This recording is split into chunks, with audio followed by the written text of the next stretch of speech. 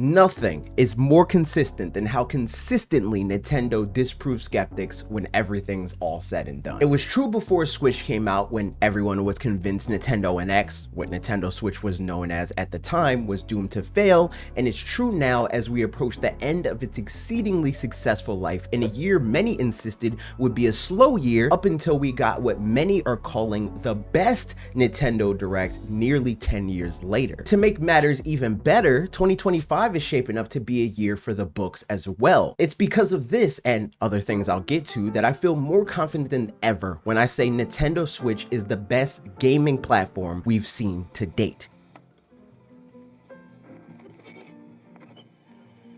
Surprise and delight has been Nintendo's mantra for as long as I can remember, but no time has exemplified their ability to follow through on this mission statement better than right now. For years, I made it a point to create retrospective videos on each ensuing year of Nintendo Switch's life because I genuinely never stopped having things on my Switch and on the horizon to be excited about. In my experience, emphasis on my, because I know how you internet actually types move, believe me, I don't care about your Steam Deck, Jeremy. I promise you, I always had something that kept me engaged on this platform. And that's never been true in my near 30 years of playing games. There's always been a lull, a time that I didn't want to play or have anything that made me want to play. That happened like every other year on Wii U. It happened halfway through Wii's life cycle. Same for the original DS. I could go on, but I assume you get the point. I was scared Nintendo just had to fall back into that moving into their next generation. However, after their June 2024 Direct, it's officially become disingenuous to purport that I believe that is an inevitability anymore. For this entire year, Nintendo fans and creators have sworn up and down that Nintendo would have a quiet year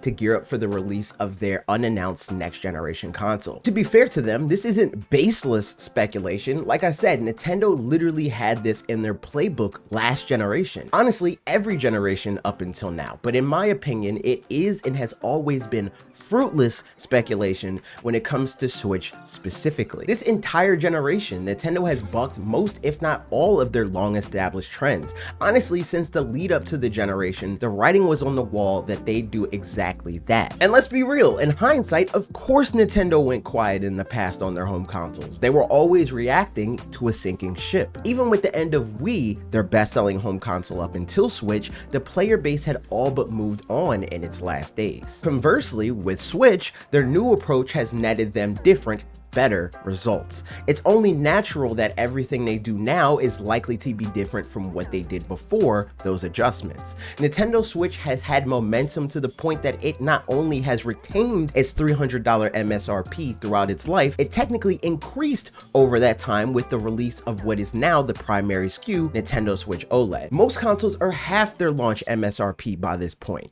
Switch is 16% more expensive, and while the sales of Nintendo Switch are slowing, let's not pretend they're slowing anywhere close to the rate any realistic person would expect a 7.5-year-old platform to, and that is entirely owed to its library. And not just the games that have been accrued at any given point, but what is consistently promised and delivered. Chronically online hardcore gamers make this hard to appreciate, but Nintendo Switch has never had a bad year, especially when you consider how normal people play and buy games. And to be all the way real, when you compare them to their direct competitors, every year, without fail, Nintendo Switch has gained at least one new mega blockbuster. 2017, Mario Kart 8 Deluxe, The Legend of Zelda Breath of the Wild, Splatoon 2, Super Mario Odyssey. 2018, Super Smash Bros. Ultimate, Pokemon Let's Go Pikachu and Eevee, Super Mario Party. 2019, Pokemon Sword and Shield, Ring Fit Adventure, Super Mario Bros. U Deluxe, Luigi's Mansion 3. 2020, Animal Crossing New Horizons, Super Mario 3D All-Stars. 2021, Pokemon Brilliant Diamond and Shining Pearl, Super Mario Bros. 3D World plus Bowser's Fury, Mario Party Superstars. 2022, Pokemon Legends Arceus, Pokemon Scarlet and Violet, Nintendo Switch Sports, Splatoon 3. 2023, The Legend of Zelda Tears of the Kingdom, Super Mario Bros. Wonder. These are just the games that are in the ballpark of 10 million units sold or more. Every year of the console's life has more than one game with this level of success. Most years had at least one new game that sold 20 million units or more. You'll see see people on the internet trying to convince you otherwise, but make no mistake, that is insane. And I know there's a myriad of games I didn't even mention that came to mind as standout titles from Switch's catalog. Sales only tell part of the story. I'm sure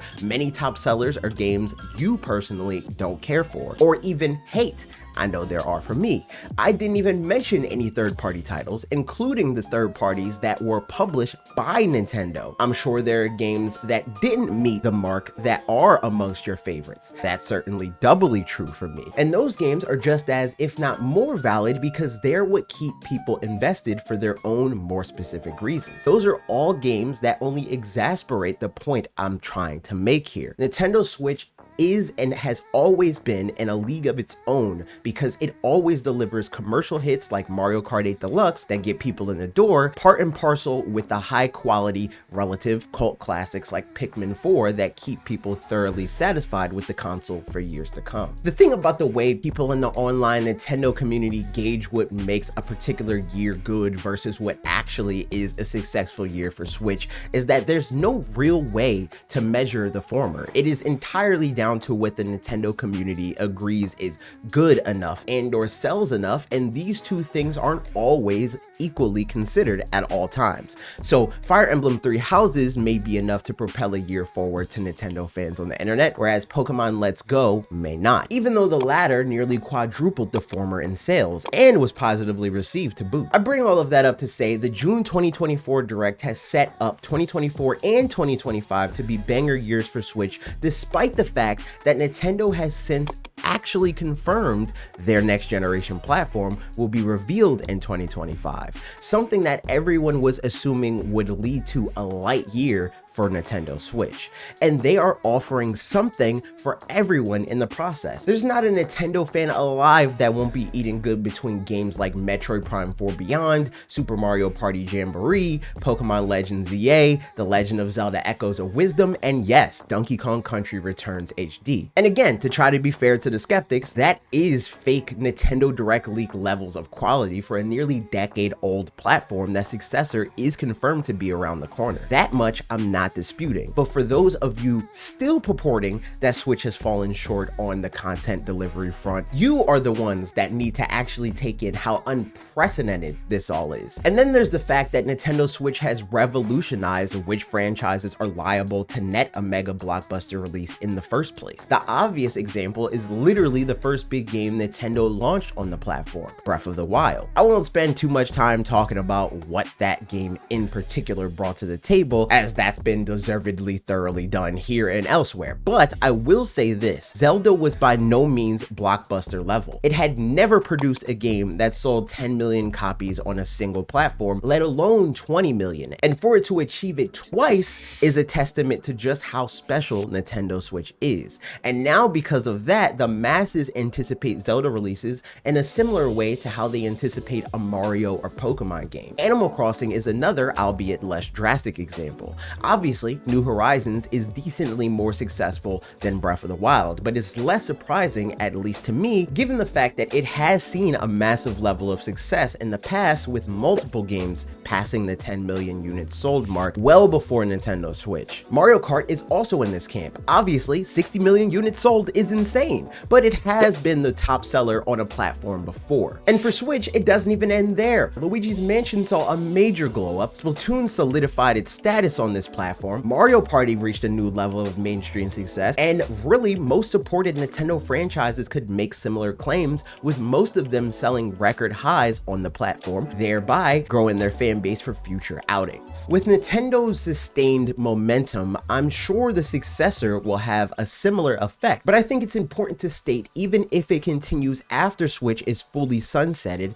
it all started here. No other platform before it was a de facto win button like Switch. Frankly, for more than just Nintendo. Just look to most Japanese devs and indie developers around the world and ask them about the Switch effect, and it deserves its flowers for that as well. I mean, seriously, look at PlayStation and Xbox's output in comparison in the modern day. PlayStation is still resting on their laurels from the PlayStation 4 generation, and as a result has failed to release a single game of consequence that justifies owning their nearly 4 30-year-old successor to that success. Xbox has spent the last decade recovering from doing a similar thing, and even though they had a very strong showing of their own with their 2024 Summer Game Showcase, it wouldn't be the first show to end up being all bark and no bite for them. Even if they do have a banger or two come of this, who's to say that studio will survive to make another game after that? Not so subtle plug to my last video that you should check out after this for more on that. PlayStation, on the other hand, has released a few games that would be phenomenal reasons to own their console. But on one hand, they are far and few between, and on the other, they aren't even actually reasons to own a PlayStation 5 since they're still also available on PlayStation 4. Don't get me wrong, that's a first world problem. Like, yeah, boo-hoo me. I spend $500 to experience a game every other year if I'm lucky, where I could have not spent that and played those games on my PlayStation 4 without any additional spend. But like, this is a luxury hobby. Every problem is a first world one, and it is still a problem even if it's a specific, ultimately insignificant one.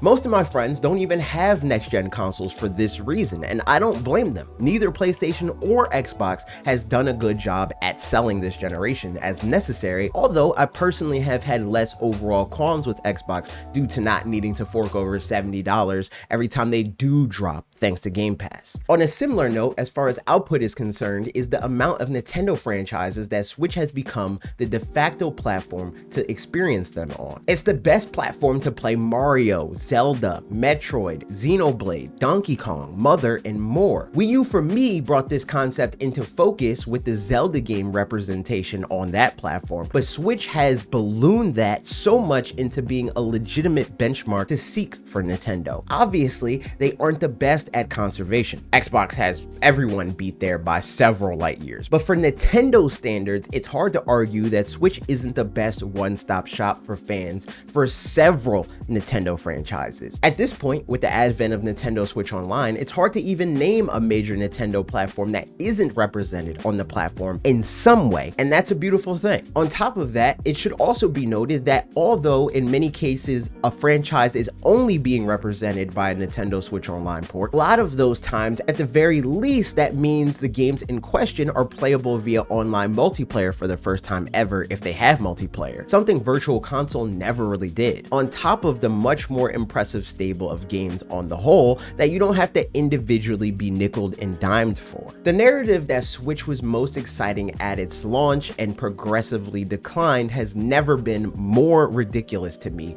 than right now. And to be honest, it has me even more excited for what's to come from whatever comes next. It's bound to be one of the most natural and satisfying transitions Nintendo has ever facilitated. I contend that in general, the best rollouts for literally anything is when you are only tangentially anticipating it happening. Being on the hype train for years on end is exhausting, but on the other hand, being presented with something that may be an all-time favorite for you mere months before its release feels so good. I think that's what we're in for with this next console. It's like a friend is distracting you with a shopping spree to buy themselves time to throw you a surprise party later. I've enjoyed the gifts that we gotten up until this point. I can patiently wait for the party. But that's what I think. What do you think? Let me know in the comments. Thank you to Redirect's first ever executive producer, Trev L. Steinberg, and all of these other great names you see scrolling on the screen for keeping this channel afloat. If you'd like to join them and get other cool perks like exclusive content, access to community events, Nintendo themed merch like you see me wearing here, you can find all of that and more at shop.watchredirect.com, linked in the description. Or the best way to support is to subscribe and ring the bell to be notified whenever new videos go live. Okay, that's it for me. See you in the next video.